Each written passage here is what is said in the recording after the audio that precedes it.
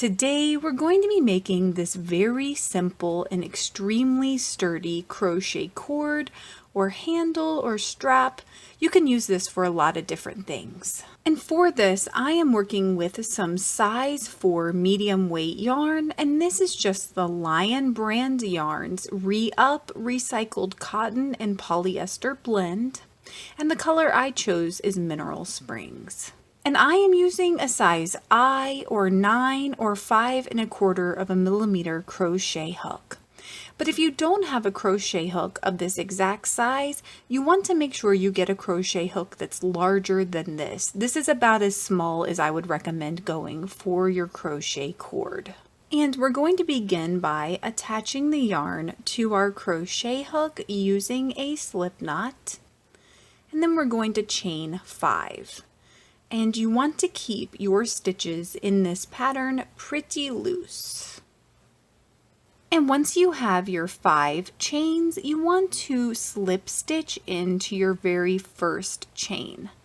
And we're working under both loops of that chain, and you want to keep your stitches throughout this entire pattern very loose. Otherwise, it becomes almost impossible to work. So you will be working in these slip stitches. So you just want to keep that in mind.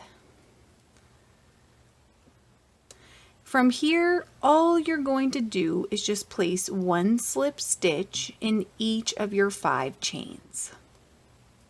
And again, keeping them loose. And once you've placed your slip stitches, then you're just going to dive right into your very first slip stitch from the previous row. And you're just going to continue with your slip stitch pattern, placing 1 slip stitch in each stitch in each of your rows.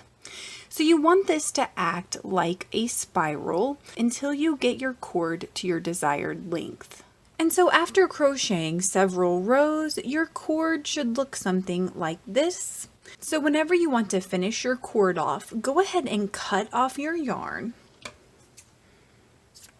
And we're going to insert our crochet hook in our next stitch, just like we've been doing. And we're going to yarn over and pull through all the loops on our crochet hook, and then just pull all the way out. And then we're just going to pull on the tail to tighten that knot. And that is it. You are done with your handle. You're going to use these 2 tails at the beginning and end to attach this to your project. Please let me know in the comments below if you experienced any issues while you are making your crochet cord, and I will do my best to help you out. Thank you so much for working with me, and I hope you have a wonderful, awesome day.